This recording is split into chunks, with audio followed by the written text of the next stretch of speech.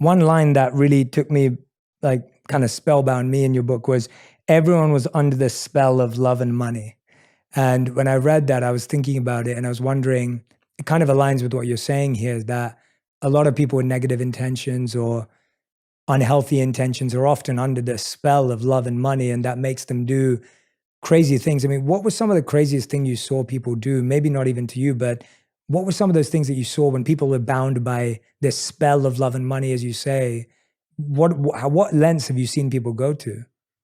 I just have seen people change where money can just take over their mind and who they are as a person, and any like values they have would just go to the side. Just seeing people change, especially fame and money. I've just seen so many people come into this town, some people come and go, and the fame and the money get to their head so much where they become a different person and start thinking that they're better than others and treating others beneath them. And that's something that I hate more than anything.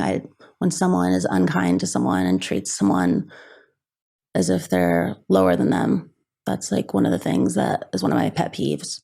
Yeah, it's interesting, right? Like, you can't buy class. Like, fame and money can't buy class. I've always felt that way, that Yes. when you see people come into those things, it doesn't change your taste or your habits or your values. It kind of just amplifies who you already are. I think I've heard many people say where it almost exposes you for who you really are when those Yeah. things come your way. Yeah. Yes. I think you said in the book, or you've said once before when asked about self-esteem, and I really want to talk about the things that happen in your teenage years, but I think self-esteem is such a big topic in the world today, especially because of social media, especially because of so much self-judgment and self-criticism. And when you've been asked before, you've mentioned like you're good at pretending sometimes, or you have been good at pretending.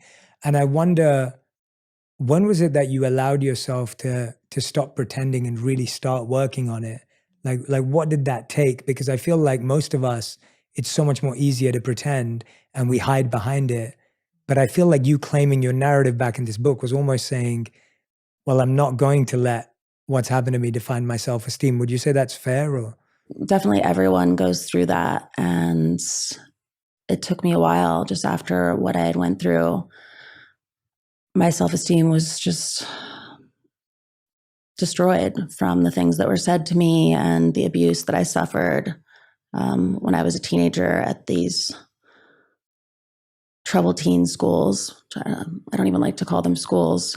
And it wasn't until my documentary back in 2019 where I really started doing this just whole path of self-discovery and really just talking about so many things I had never told anyone. And then with now my book, that was the second part of it, because I wasn't even ready at that point to open up in ways I did. But I've just grown so much in the past couple of years, and then getting married with my husband, it's just, my life has completely changed. And I'm going to be always forever so grateful to Alexander Dean, the director of my documentary, because that film literally changed my life.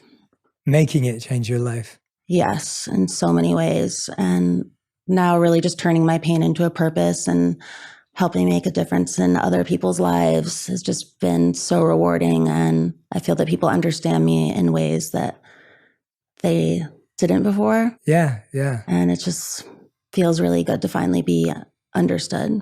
I want to tap into some of those events because I actually think there's more people suffering in silence than people who are vocal about the pain and what they've been through. And I think that what I meant earlier, which I said this to you offline, but I want to repeat it here on the show, that I think a lot of people for a lot part of your life see parts of your life as unrelatable. But then when you open up about these things in the book, I actually think I have a lot of friends, and especially women that I know, that have been through similar things but have never opened up and have held it tight or opened up to a couple of people. And so I'm hoping that with you opening up in this way, a lot of people will look at that and go, well, maybe I need to talk to someone, or maybe I can reach out